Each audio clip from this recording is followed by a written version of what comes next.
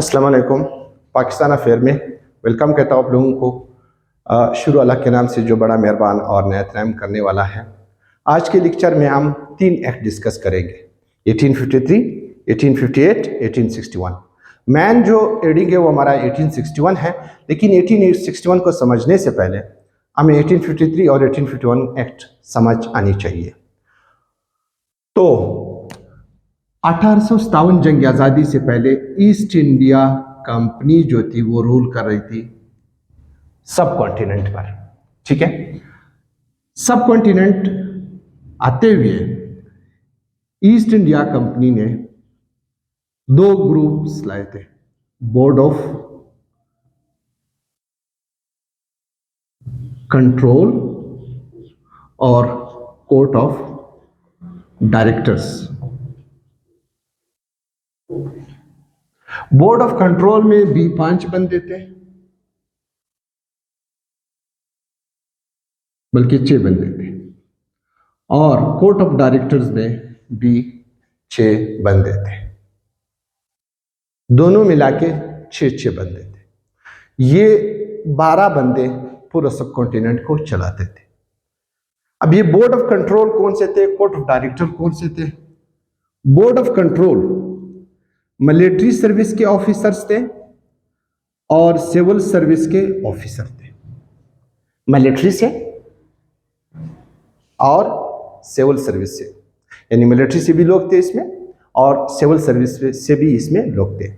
जबकि court of directors में 6 जजेस थे। कितने जजेस? 6 जजेस थे।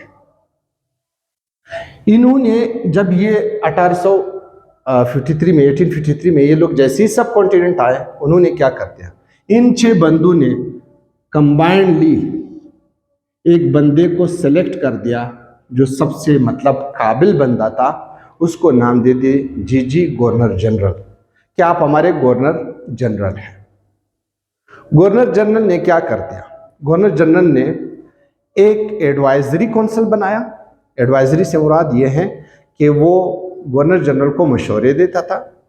दूसरा, लेजिस्लेटिव फंक्शंस करते थे। एक बंदा जो था वो कमांडर इन चीफ बना दिया।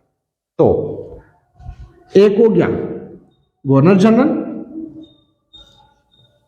4 हो गए एडवाइजरी काउंसिल, क्लियर, और एक हो गया कमांडर इन चीफ। और इंडिया में 6 सुप्रीम कोर्ट्स थे, तो उनके चीफ जस्टिस जो थे वो 6 उधर अपॉइंट करते, यानी 6 चीफ जस्टिस, 6 सुप्रीम कोर्ट के 6 चीफ जस्टिस और 4 जो एडवाइजरी काउंसिल जो वायसराय को गवर्नर जनरल को मशवरे देता था, एक था governor general, 4, 5 commander in chief 6 और 6 आपके पास जजेस 12। ये तरतीब था कि 4 बंदे गवर्नर जनरल को मशवरा देंगे, एडवाइस करेंगे, एक कमांडर इन चीफ होगा जो मिलिट्री को संभालेगा, 6 जजेस होंगे। ये था ईस्ट इंडिया कंपनी की टोटल पार्लियामेंट। इस दौरान 1857 जंग आज़ादी, वॉर ऑफ इंडिपेंडेंस हुई, उसको हमने डिस्कस किया है। वॉर ऑफ इंडिपेंडेंस होने के बाद, कब हुआ वॉर ऑफ इंडिपेंडेंस? 1857 में जंग आज़ादी हुई। जंग आज़ादी के बाद 1858 में ब्रिटिश पार्लियामेंट ने एकदम ये पूरा तरतीब को चेंज कर दिया। तरतीब को चेंज कर दिया तो क्या क्या, ये जो हमारे पास ईस्ट इंडिया कंपनी थी इसको रिप्लेस कर दी, यानी east India company was replaced by secretary of state. Secretary of state, इसका मतलब क्या हुआ कि डायरेक्ट ब्रिटिश रूल इंपोज कर दिया। सेक्रेटरी ऑफ स्टेट कौन था? सेक्रेटरी ऑफ स्टेट बर्तानिया की पार्लियामेंट में जो मिनिस्टर आते थे, उन मिनिस्टर से एक मिनिस्टर को सब कॉन्टिनेंट दे दिया कि इसको संभालो, इसको रूल करो। वो जो मिनिस्टर हुआ करता था वो बर्तानिया की कैबिनेट में होता था। तो secretary of state was a cabinet minister of British. East India company को खत्म कर दी, ईस्ट इंडिया कंपनी की जगह रूल किसको दे दिया? सेक्रेटरी ऑफ स्टेट को दे दिया। सेक्रेटरी ऑफ स्टेट कौन था? वो बरतानिया की पार्लियामेंट में एक मिनिस्टर हुआ करता था, कोई भी हो सकता था। इस सेक्रेटरी ऑफ स्टेट ने क्या कर दिया? गवर्नर जनरल को रिप्लेस कर दिया वाइसराय से, कि वाइसराय अब गवर्नर जनरल नहीं होगा, अब कौन होगा? वाइसराय होगा। वाइसराय किसकी जगह आया? गवर्नर जनरल के जगह आया। बाकी जो आपके पास एडवाइजरी काउंसिल की जगह एग्जीक्यूटिव काउंसिल का नाम दे दिया, और लेजिस्लेटिव काउंसिल, ये था लेजिस्लेटिव काउंसिल, ये उसी तरह रहा, और कमांडर इन चीफ उसी तरह रहा। यानी इसका मतलब क्या हुआ कि हमारे पास 1857 में 1858 में कोई चेंजेस नहीं हुआ, सिर्फ दो चेंजेस हुए। एक, ईस्ट इंडिया कंपनी को रिप्लेस कर दी सेक्रेटरी ऑफ स्टेट से, और जो ये बंदे थे ये कुछ एडवाइजरी काउंसिल में थे, कुछ लेजिस्लेटिव काउंसिल में थे, उनको उसी तरह रखा। गवर्नर जनरल को रिप्लेस कर दिया वाइसराय से, ये चेंज है। लेकिन इस चेंजेस से भी इंडियंस जो थे वो मतमैन नहीं थे, तो उन्होंने क्या कर दिया? उन्होंने 1861 में एक नया एक्ट लाया, उसका नाम था इंडियन काउंसिल एक्ट 1861। तो इंडियन काउंसिल एक्ट 1861 में कौन कौन से चेंजेस लाए, कौन कौन सी चीज़ों को जो है उन्होंने नए सिरे से डिस्कस किया, नए सिरे से फॉर्म किया, उसको जाके देखते हैं।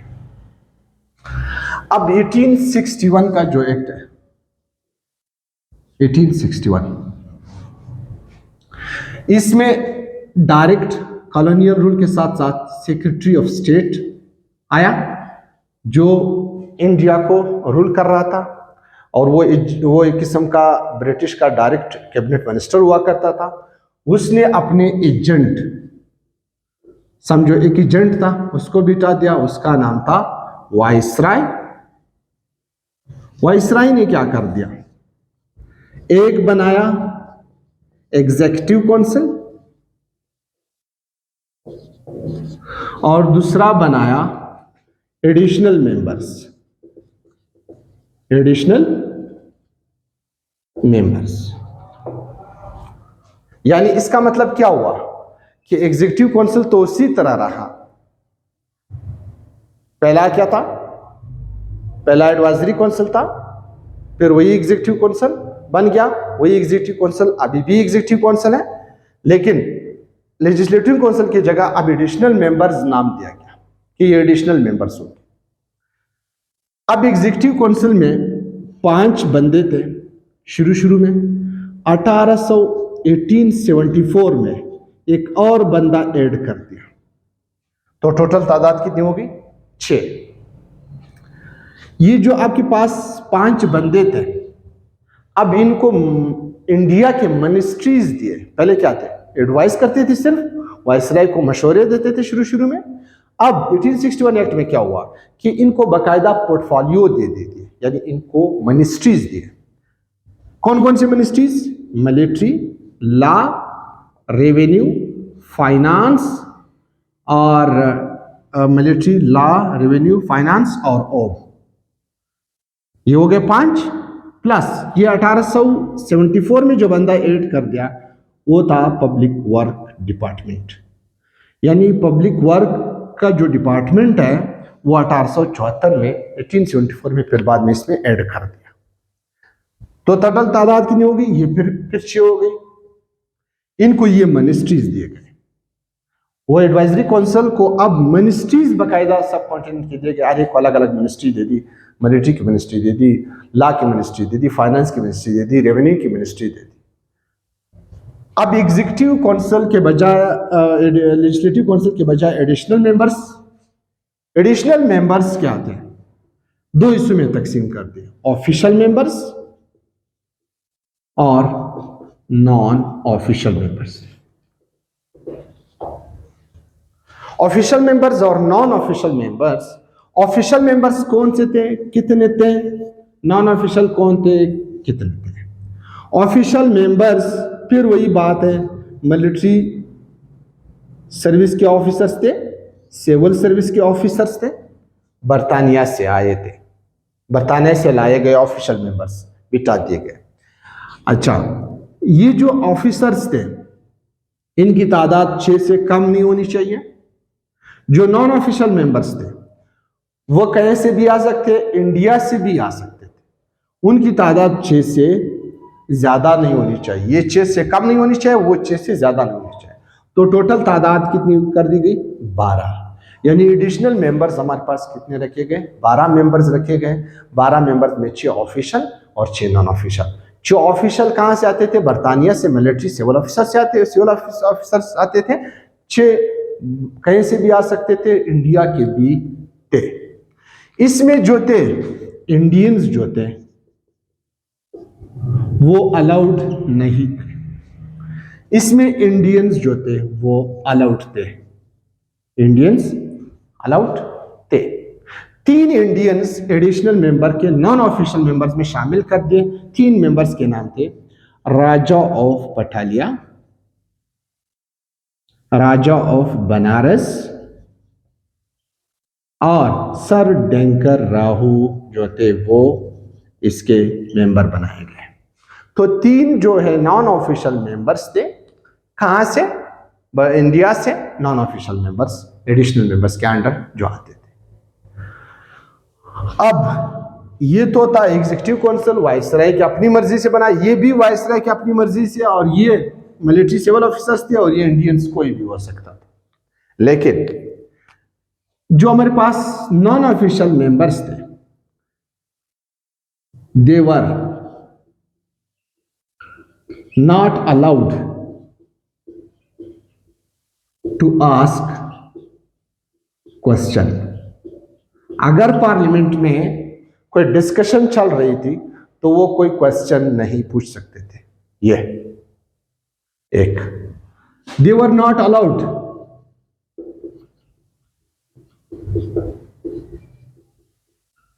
To discuss the budget.